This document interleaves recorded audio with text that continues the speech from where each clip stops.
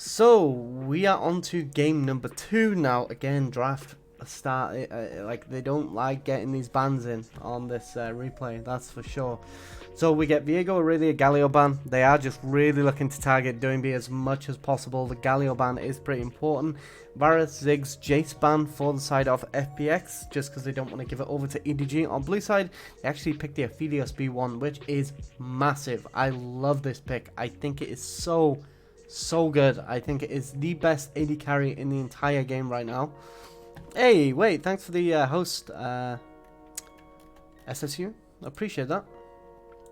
So I think this, like, Aphelios is probably the strongest ADC in the game right now. The problem with Aphelios is that he's very immobile.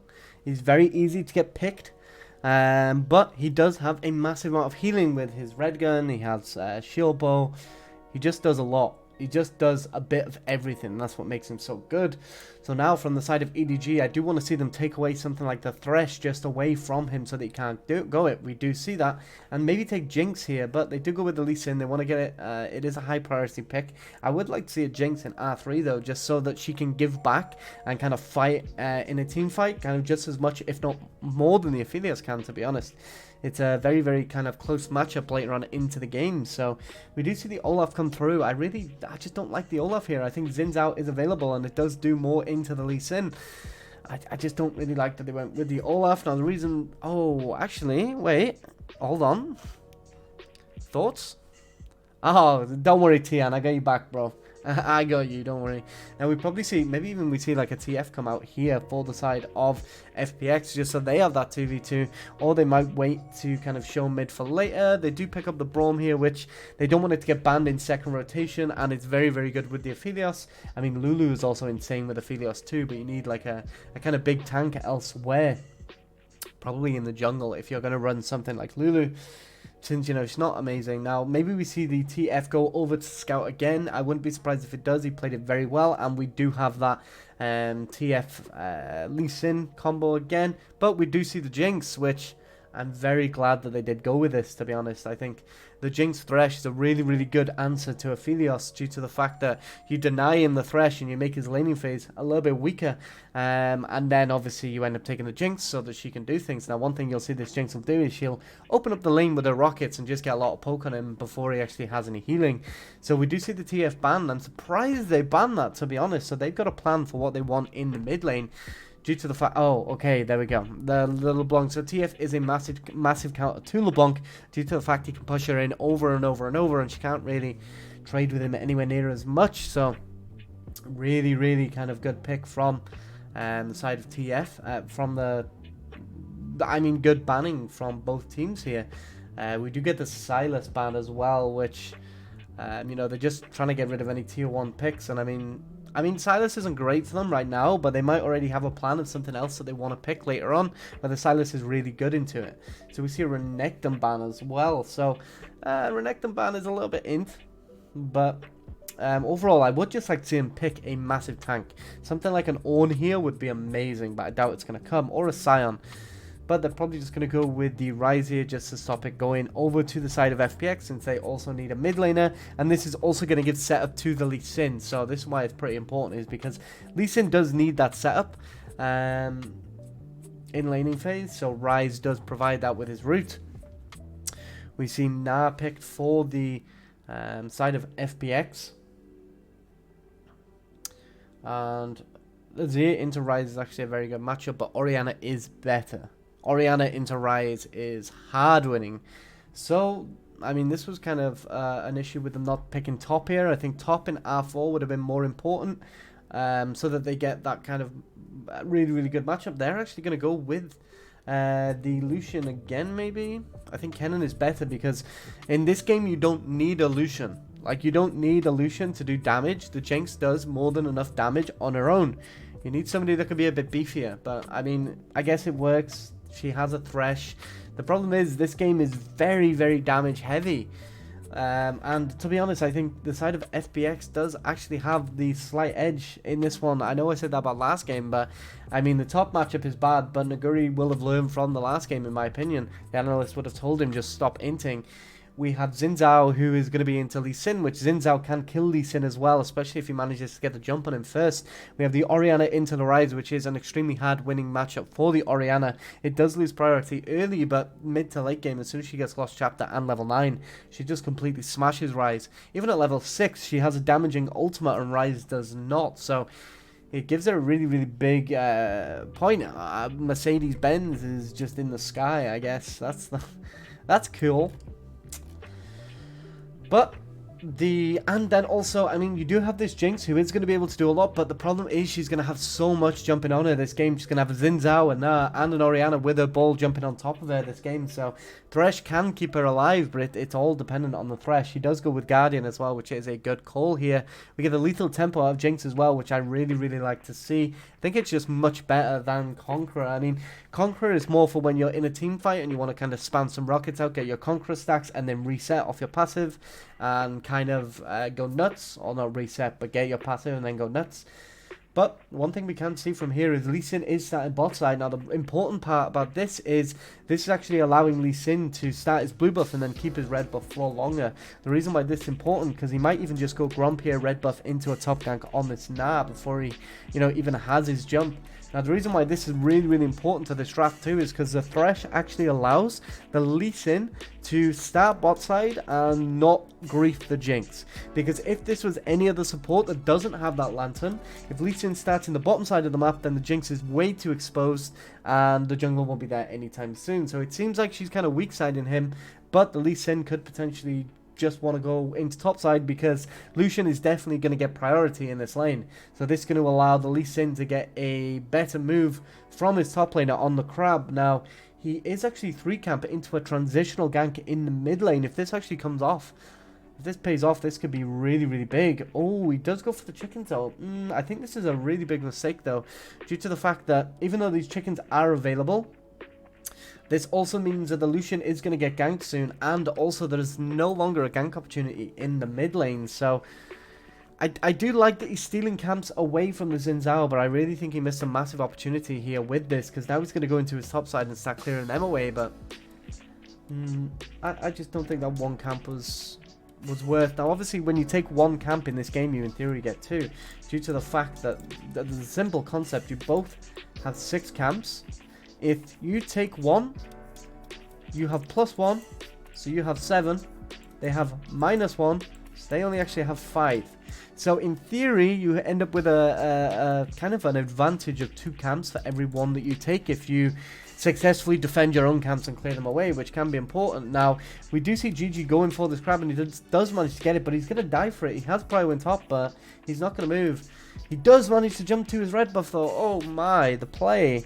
That was a huge grief from him, but now why isn't Xin Zhao walking in and taking that red buff away? I mean, the Lucian is coming, but I guess the bot lane from EDG is up here already, and we do get a TP in from Scout. I mean, Lee Sin does manage to get his red buff unpunished as well. It's not going to be taken away from him, which is kind of crazy considering he just got completely forced out of bot lane. But, I mean, hey, Revo, thanks for the follow, man. Appreciate that, bro. How you doing, man? How's your day? Okay, Tian going nuts on the Flandre. I mean, the thing is, he needed to show up earlier to try and relieve some pressure off this top lane. It's very, very hard for him to actually do anything here now, to be honest. Due to the fact that, it's Lucian into Gnar, and the wave is pulling into him. So he's not really forced to do anything specific, which is, pretty important for him. Now, we can see, obviously, to be honest, the Orianna is staying up on farm against a Ryze, which is pretty big considering Ryze does get push prio early into the game, even against an Orianna, due to the way that his kind of kit works and the way, the fact that he gets a tier and he just can spam abilities in the wave over and over and over.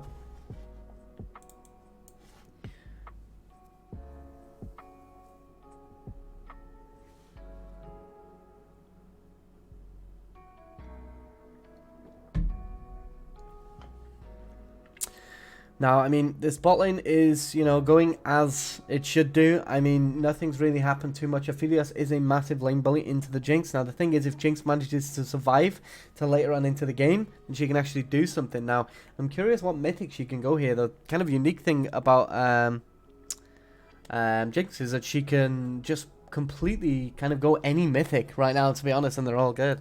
Meditating, stomping later. Hell yeah, we're gonna smash that scrim. Like, so hard, it's unreal. I already know exactly what they're gonna do, I think. I have a very good feeling I know exactly what they're gonna do already, so... The draft is already planned.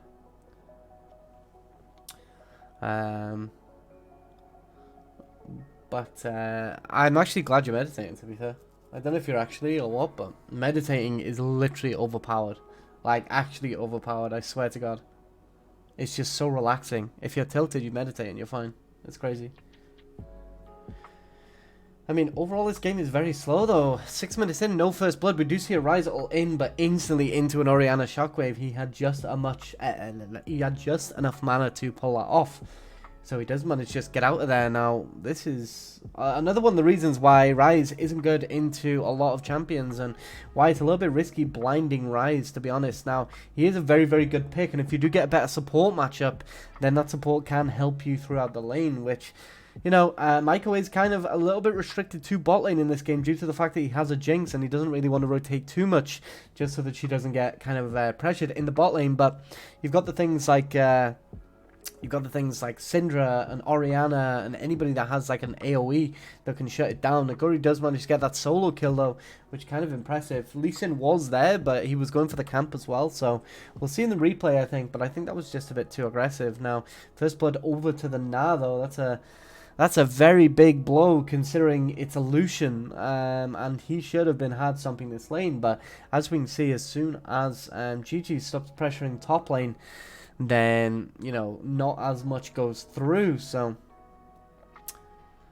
Tian just looking to take away this blue buff right now. Maybe they'll look for a dive as well, but they do get spotted on a control ward. Now, the side of Jinx and Thresh, they just need to leave this tower entirely right now. They have no wards, and they need somebody to show up. So, as soon as they see Orianna in mid lane, that's when they can move. But right now, they just need to step back. So, this is a fight on top lane. He just really disrespected the Mega Gnar, and that made him...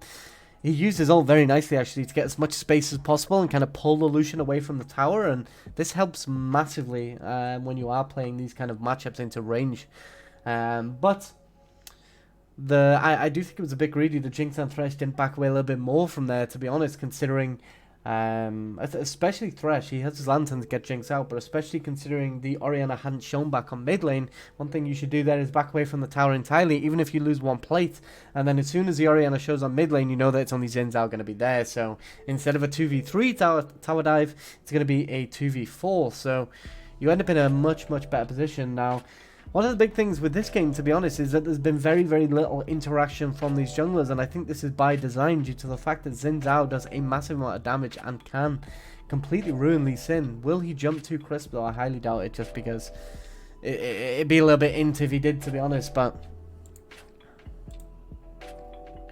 so we have another fight in the top lane. This time Naguri doesn't actually manage to get up to him and ult him due to the fact that Lee Sin is taking Herald, but now there's a really, really big fight going on. Doinby is just sat in the back. He's got his ball onto Tian right now, so he's just going to look to W and jump in. Okay, never mind. They're going to go for the Herald now. I don't like this Herald play due to the fact that both junglers have got the exact same smite values. So if you're this team right now, you're dragging this Herald away from you and giving them the opportunity to hit the eye. So this is way too flip, especially with this eye being a thing. Like, a range carry just needs to kind of hit it with your jungler smiting and you'll end up getting it. So if this goes to the side of EDG, then it's their own fault. FPX do end up getting it. Really big fight though. Braum does drop, so already this is bad. EDG popping off. We do get the Realm Warp in the back, and Naguri and Lao Zhao are going to die. Very risky. Trying to kind of juggle a fight around a Herald is just... It's always so risky to do due to the fact that you have this kind of... it's just way too easy to give over the objective from smite values due to the fact that you don't scale with levels on smite anymore, so it really doesn't matter if you have a higher level. You only scale on 5 smites and then finishing your quest. But here you can see really good play from the side of EDG. They managed to instantly blow up Crisp, and the problem with this, as soon as you get that initial pick, the Jinx goes crazy and manages to do so much, and this is why she's a pretty good pick into Aphelios, because this teamfight power is huge. He does instantly die. Naguri does also die there as well, actually, so pretty much a clean ace from the side of EDG, and it all just came down to the fact that they just, like, FPX just don't respect this Jinx in this game, I don't think. Like, the amount of damage she's outputting, even as a 004 ADC, all she needs is that reset, and her attack speed becomes so large that it's unreal. So, yeah, very kind of greedy all round from the side of FPX, to be honest. They just need to basically use this Orianna's level 9 to just completely hard smash the Ryze now, but the problem is he's already got 2 kills from that fight, so they just do not understand how to play a slow game, and I think that's one of the reasons why EDG are doing so well into them. Like, a slow game just doesn't really exist for FPS. X.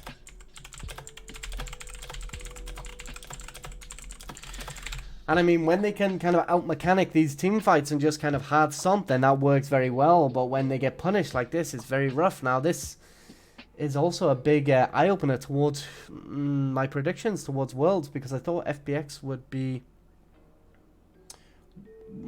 potentially the winners for this Worlds. But the way they're playing this game in comparison to EDG, who are a team that have struggled a lot against teams like WE in the past, in the quarters, I think, you know, there is a massive opportunity for them to potentially get knocked out. And I think when teams like Damwon exist, maybe. Now, the problem is, I think Naguri is better than Khan. I think Khan is very flip. Naguri is too, don't get me wrong, but I feel like he's better mechanically, especially if he gets a good matchup. And unfortunately, they're getting kind of griefed in the fact that they've never got red side, and I mean, EDG are playing their draft well. It's not really that FPX are playing their draft bad, so EDG are playing their draft well. We do see a big fight go on here. Tian gets instantly popped by that kind of hook into the Lee Sin damage. Doinby is getting kind of aggressed as well. A really nice Braum ult though. They do manage to dodge the Jinx ult, and GG does die from Ignite here to Crisp, which that happened last game as well. So, I mean, GG just doesn't respect Summoners way too much. But all round, I mean, okay, we do have a player on bot lane. Now, this one, the problem is if Jinx doesn't get a reset, Aphelios will just run down her aura support. Now, a really grief TP from Flandre there. Like, the fight is already over. You don't TP to a fight when it's already done. Like, you're just wasting your TP for no reason whatsoever. Like, it's just really bad. So, I mean, the Xin Zhao has fallen behind very heavily this game, to be honest. And I mean, GG on this Lee Sin again. Now, this one of the big things, like, they need to just ban away this Lee Sin from him. Like, he's performing extremely well, and they didn't ban it the first game. He popped off on it. The second game, they didn't ban it again, and he's popped off on it again. So here we see that they just run down this Thresh as, like, he's nothing. This is the thing, Aphelios has more teamfight power from a range and initial, so Aphelios can actually pull the trigger, which is what makes him a better pick than Jinx, but Jinx can't really pull the trigger as much. She needs to get that first reset, so it's on the rest of her team. Now, when you have so much damage on your team, though, as long as you all focus the same person, it allows Jinx to very, very easily reset. We do see Maiko just coming to clear this vision away out of the Dragon Pit. And I think GG's just going to start it, to be honest. They do have Jinx. She has a Gale Force this game. That's just going to be to get away from things like the Aphelios R, the Xin Zhao W, and also the Orianna ult as well. My voice, man. I did not spill water all over myself. Everybody that saw that, you didn't. You just didn't, okay? So, maybe I just get an emote of me accidentally pouring water all over myself. Pretty funny.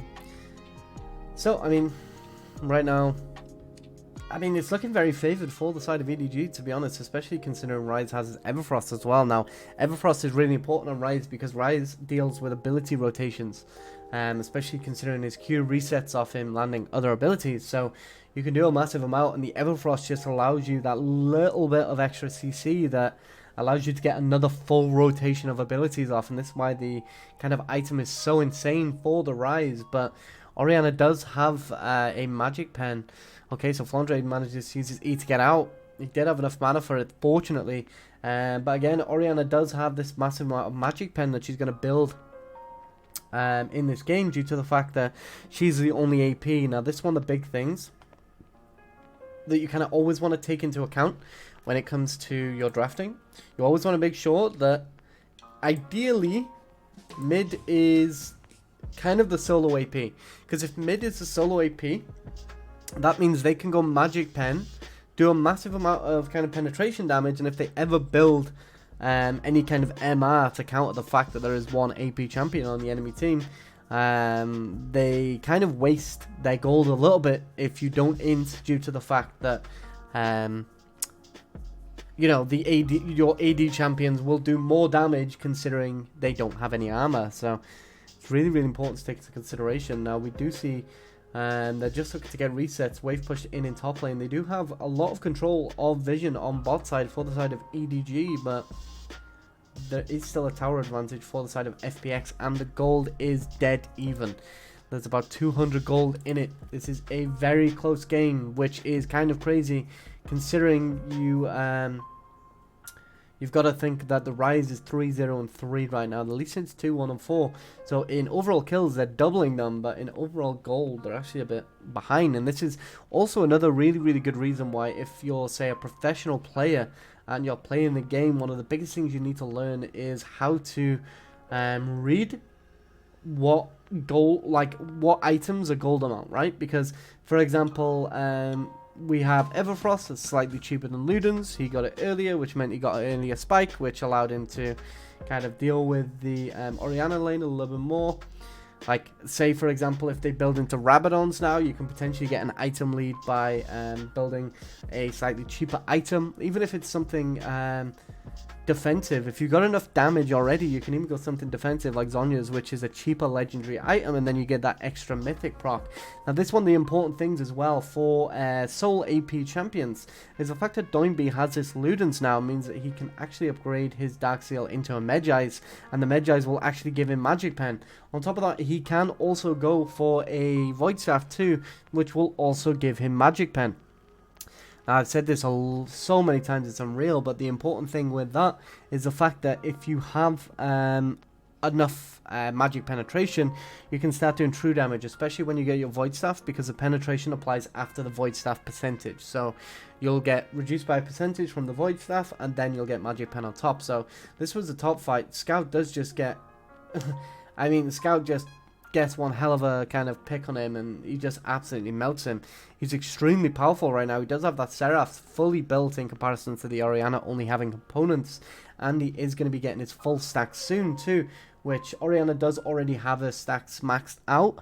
So, I mean, she will get, you know, at roughly the same time as him. Actually, no, he'll get it straight away. He'll get it now, actually. So he's about to get his Moramana spike, which is massive, and now they need to start playing around this Rise more. If the Rise does get shut down here, though, then this game is looking very, very kind of rough for the side of EDG, considering they are playing against an Aphelios, and an Aphelios can pretty much win a team fight on his own. So that's something that we need to take care of if you're the side of FPX, if you're the side of EDG in this game, to be honest. We do see rapid fire kind of coming out of Jinx as well. This is going to be good. Just gives her that extra range so that she doesn't need to get close to Orianna for her ultimate. I did actually see somebody before saying that Keris Shard was a bad item as well. I actually think Keris Shard's actually really nice due to the fact that it gives you some magic damage.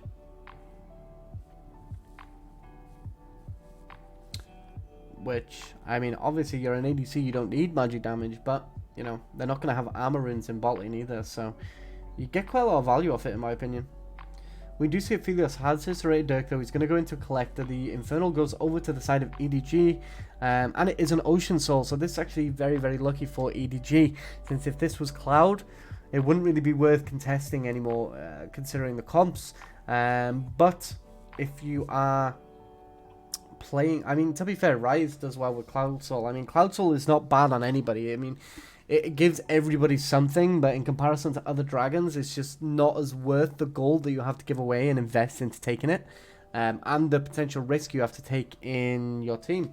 So, I mean, still pretty slow and controlled game though. Baron is up. They're gonna just look to get vision control over the Baron pit, and then they're just gonna look to push mid out. Now, mid prio is always important due to the fact that you can move first. So right now, if they push this wave in, they could even just go to look. And I mean, it's a shame that Scuttlecrab is taken for the side of FPX. Otherwise, they could have actually looked to just rush Baron there. Jinx does it very fast, and Baron has less MR than it does armor. So because of that, it means this Rise will literally melt Baron so quick. So quick. It's unreal. So we're probably going to look for an early Baron. Now, one of the other big things that you can do when you are playing Rise is you can kind of get control of the pit, walk into mid lane, clear it all away, and then you can instantly, when they drop vision of you, you can ult into the pit and just completely shred it with your team.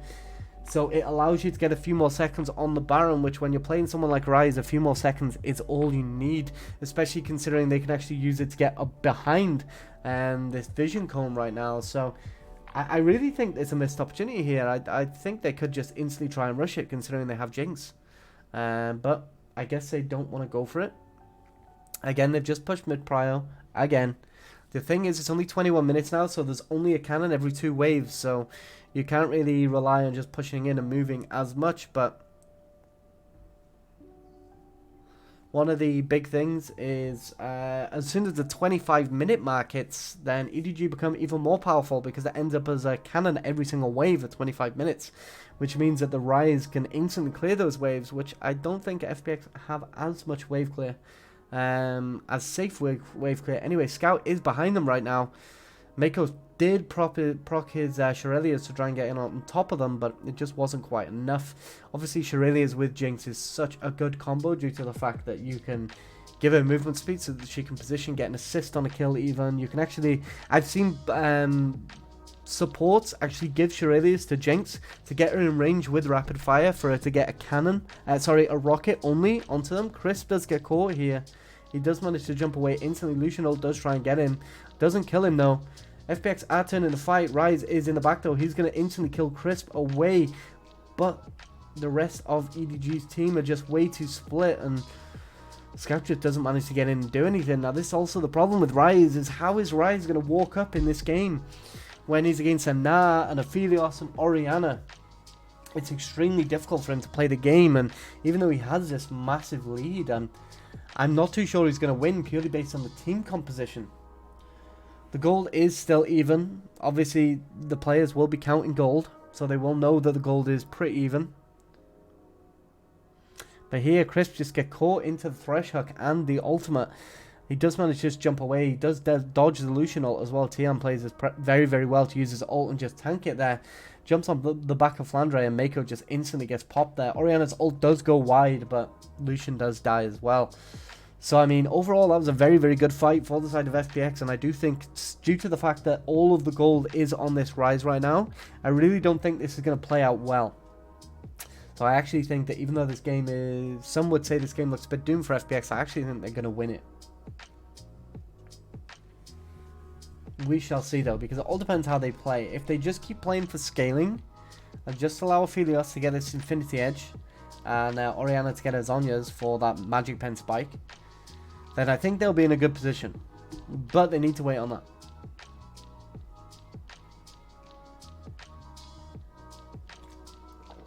But as well, Doinby getting hard mid-diff this game. Which is why, you know, in my opinion, I wouldn't rate Doinby as high as some of the other mids. I think his gameplay is very chaotic. I do think he's very good though. I do think he's very good. I don't think he's Showmaker, Scout, or Chovy, but I think he's very close. And this thing, the thing with Doinby as well is he created a style of play that everybody said was troll. And here we go. So here's a Rizal, like we previously mentioned earlier. And again, look how quick this goes down. Thresh ult just coming in there, trying to space them away. They are just going to try and finish it, I think. It's on 2k. Maybe they just try a fight. GG ults Tian away, but it doesn't really do that much. Tian does just have his ultimate available, and this is why Xin Zhao is so strong. Are they just going to take over the Baron? We do get a really nice ult from Doinby just to zone them away, and they're keeping it on 2k, but EDG, they're just so strong. Man, this Jinx in the backline, as soon as she gets this reset again, she pops off, and Scout is huge. Now, I really like the graphics that they're doing, but I really think that FPX just had to... FPX had a good kind of they managed to stop them doing it, but the problem was Tian just jumped on Baron. He just tried to take it over. So there's very mixed comms from FPX. Because GG jumped on Baron.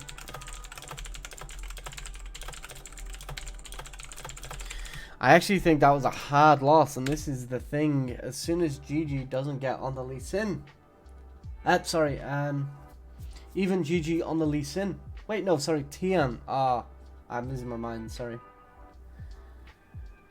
A lot of people are struggling with the Xin Zhao, to be honest. Like, look here. So let's just go over this replay and just kind of go over it, what actually happened. So obviously EDG managed to get a really nice rise ult in and keep it low, and now they don't want to finish it off because it's on 2k. Tian does get very heavily kind of aggressed, but he does use his ultimate, and then he jumps on the Baron. This instantly gives him Baron's Gaze anyway, so he does a lot less damage to it, and also he gets his resistances stacked, reduced, sorry, and then Scout is just going nuts on the side. So here they just needed to, the FPX just needed to fight EDG as soon as they got here as a 5-man unit instead of going for this Baron. So here we actually see the first person view from Scout. You can see on the side he's just untouched. He does use his phase rush. He does consider going around for a flank, but doesn't really need to. Now when they ignore him, now this is the thing, I said that Ryze very much struggles to actually do anything in fights if he can reach them, but if they're going to ignore him like this and not just jump on him, then he's allowed to just go nuts. He does need to use his flash to get Doinby, but gets a nice quadra kill there, and he is massive. Now the problem is, now I think maybe the gold lead is a little bit too big for the comp diff to really matter as much, but also the problem is that, you know, Jinx is getting very, very strong now, and she's going to get to the point where she can force people to, force the entire comp to kind of run away from her, which is going to be really, really important, because if Lee Sin can actually get a kick and kind of kick them back in, then it's going to be huge for her. So we are just looking to see what can Jinx do in these fights, because she is basically the main carry now, to be honest. She's very, very strong. She does have a low doms now too, which means any armor that they've built, especially in that Zhonya's and the double steel caps, is really not going to be as applicable as it was before. And she is just going to go nuts in these fights now.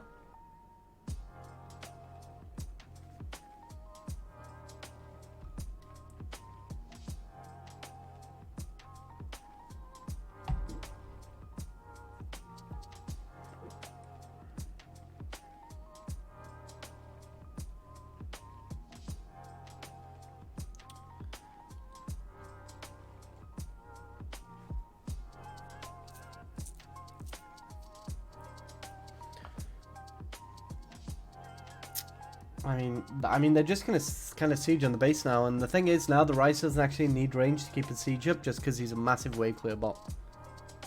And so is Jinx, to be honest. I mean, Jinx at this stage of the game, her wave clear is crazy good.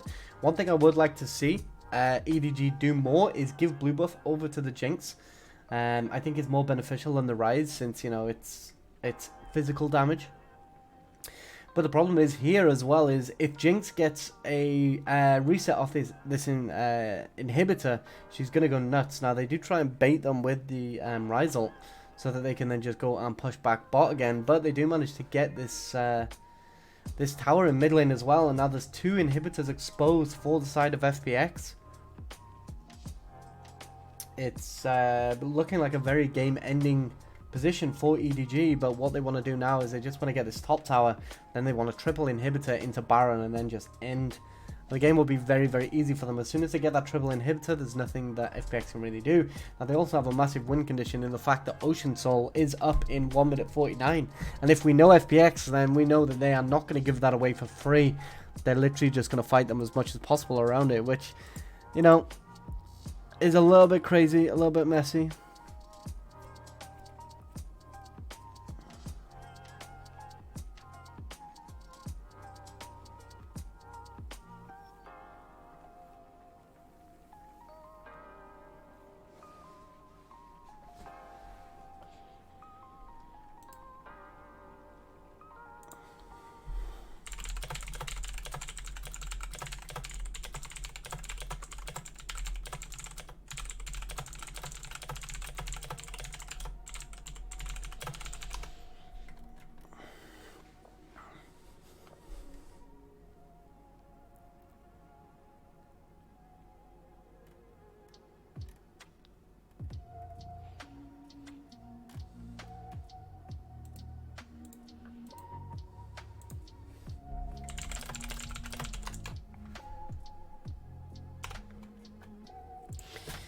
So, I mean, to be honest, the game is very, very slow now. I mean, to be honest, FPX are in a very, very bad position. They've taken one too many fights.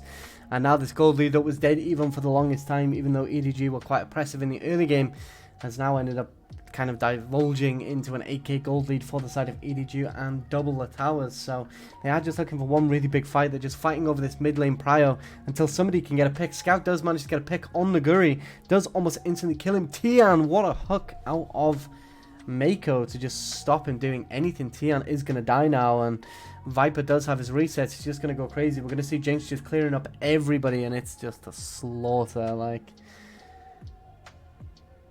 Scout is going to keep chasing Doinby.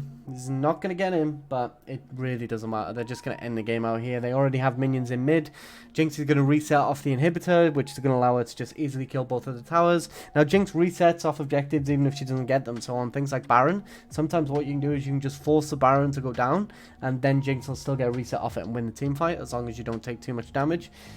But yeah, I mean, FPX, like, really not looking at too hot here. I think Scout is playing out of his mind, especially to play kind of Rise into this kind of comp. It's extremely impressive from the side of Scout. So, again, showing why he is one of the best mid laners in the world. What the hell? What have they got on in the arena here? Anyway, let's go on to game number 3 and see what kind of happens here then. So, let's move on.